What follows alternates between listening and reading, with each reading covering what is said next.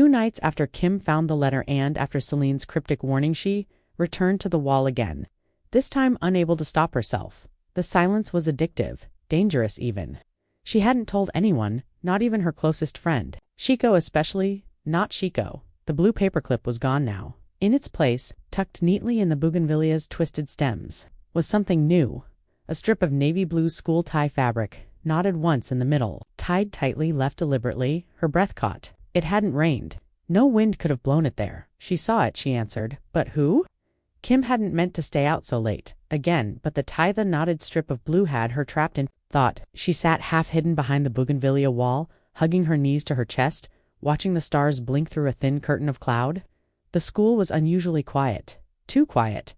Suddenly footsteps, more than one, running fast, soft, quick like running feet hitting the red dirt behind the classroom block. Then another dot, fast, urgent, cutting through the damp evening like blades. She turned her head sharply, dot from inside the compound. Closer, Kim ducked instinctively as 2 figures sprinted past, barely 10 meters away. Shadows, tall and lean, moving, with practiced urgency, not girls. Not the way they ran. The cut of their silhouettes. One had short cropped hair, the other a limping gait. They were boys, and they were running away. From the direction of her dormitory, her mouth went dry. They didn't see her. Didn't stop. She crouched lower as they reached the wall. One of them boosted the other up effortlessly, then scrambled up behind him in a way that spoke of practice, of routine. They had done this before.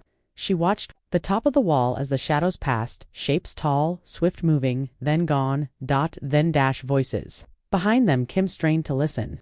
At first all she heard was the rustling of leaves, but then came the unmistakable swish of skirts. 3 figures stepped into view from the same direction the boys had come.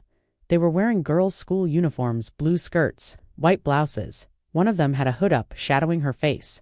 The others didn't speak, just turned their heads slowly, scanning the darkness like wolves in the dark. Kim's blood ran cold. Were they prefects? No prefect moved like that. With such silence, such purpose, the tallest of them bent near the wall, picked something up, the torn shred of tie fabric, and held it to her nose, as if scent would tell her what sight could. Not then tossed back on the ground. Kim didn't breathe. The girl in the hood turned suddenly, eyes locking straight toward where Kim crouched in the bush. The night seemed to collapse inward, but they didn't approach, didn't say a word. Then they turned and walked away. Back into the dark. Kim stayed there for what felt like hours, barely breathing. The wind rustled through the bougainvillea, brushing the tide gently against the stone. The wall had cracked, broken but cracked. Something had changed.